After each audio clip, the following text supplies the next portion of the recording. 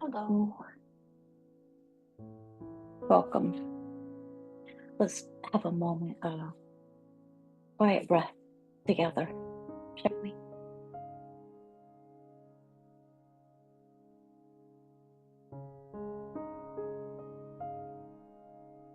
Mm, Thank you. Grateful to be here. Grateful to share this space. Uh, the Book of Awakening from Mark Nepo. Mark Nepo offers us this amazing book of awakening, originally first published in the year 2000. So this book, this message has been around for 24 years now, and I'm thrilled that we chose this book for this year. It's a New York Times best-selling book, and it's described as having the life you want by being present to the life you have. And I was listening to a conversation as I was evacuating on Wednesday about our being present as our divine state. And it was a wonderful conversation.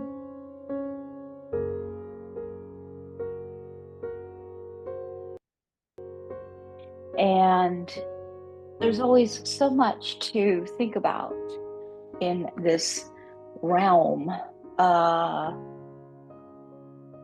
of divinity and our essence and awareness, and we are talking about awakening this year, the Book of Awakening, and we are talking about being present for our own lives and what exactly that means, how we relate to it. What does it mean to you, right? There's a lot there. Each of us has our own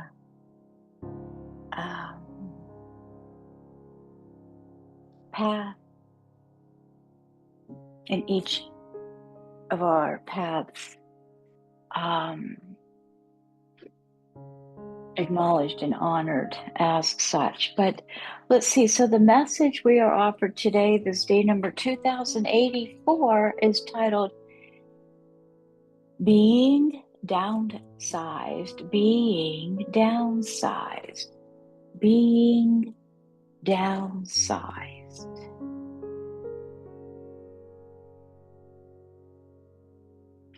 There's a quote here to start us off, offered to us by Joseph Campbell, and it says that our life experiences will have resonances within our innermost being, so that we will feel the rapture of being alive.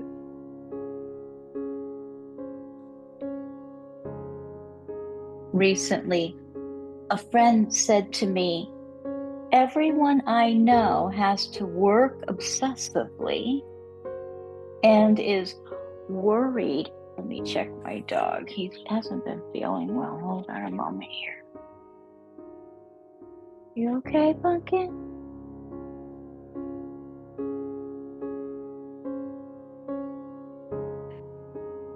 Okay, sorry about that interruption. Recently, a friend said to me, "Everyone I know has to work obsessively and is worried about losing their jobs, being downsized, or even eliminated." And I confess, there are times that I worry about this too. There is no minimizing the hardships that arise beyond our control, especially when we have others to care for. Yet, despite all this, there are countless stories of people whose lives truly find their meaning after events force them to give up careers that they have been devoted to. This is not new. Even the mythic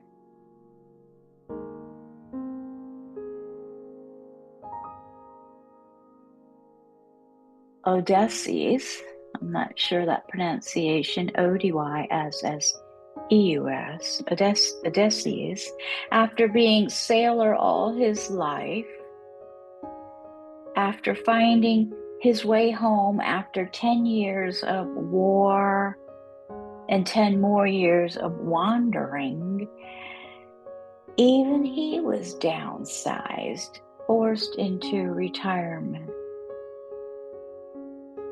There he was, pining to return to his glory days at sea, when a soothsayer came to him in a dream and said, "Take your favorite oar and go inland until no one has heard of you. And then go further until no one has heard of an oar or the sea. Plant your oar there and start a garden."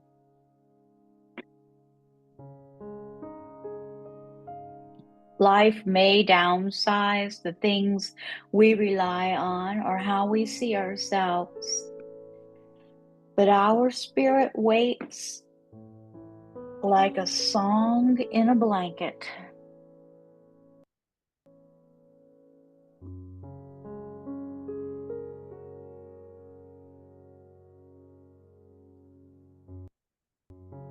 No matter how dear the tapestry, there is something more dear in each of us that waits for the blanket to be lifted so that our spirit can sing. This is really quite a remarkable message today as I sit here with storm shutters still up in parts of the property, gobs and gobs of cleanup, exhausted as many are, and very fortunate to be sitting here even with electric and hearing helicopters and such fly over the house because of the immense devastation from this Hurricane Milton. And people I know have lost their homes, and who knows if their place of business work has been demolished too. There's a lot of devastation here.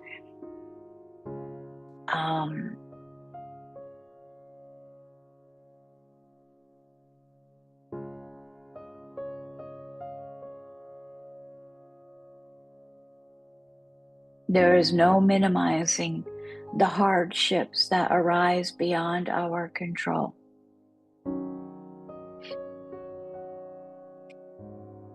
And despite all this, there are countless stories of people whose lives truly find their meaning after events force them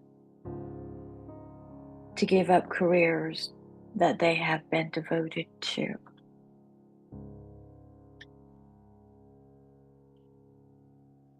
Wow. So this practice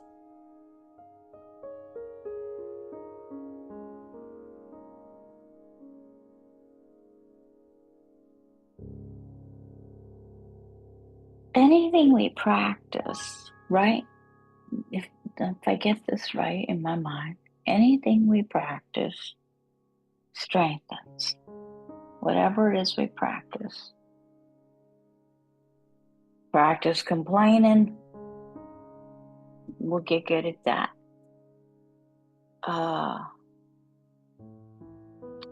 But anything we practice. So being present, living in this presence, in this state, is taking meditation into our lives instead of just sitting when we're sitting.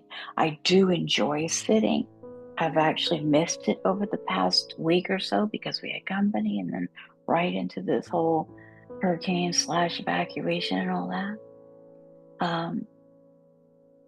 But that allows me to practice stilling my mind and releasing everything I hold on to. But this is asking us to these hardships.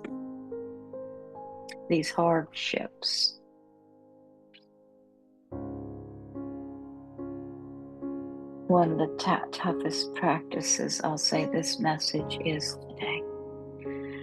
The meditative exercise that we are offered asks us to consider a change of vocation that you are facing. Consider how your work has helped to define who you are. And close your eyes and think of your work as the glass and who you are as the water. And meditate on what other kinds of work you can pour yourself into.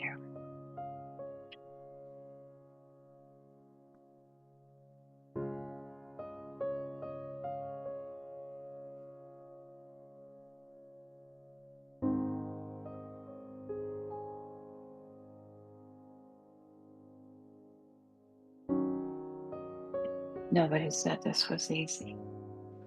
It's not easy either way.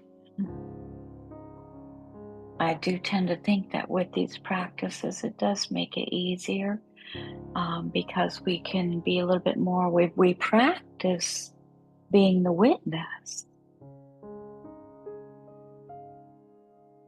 And to me, I find that very helpful. And gratitude for you, and gratitude for life. Grateful to be here. See you tomorrow. Namaste.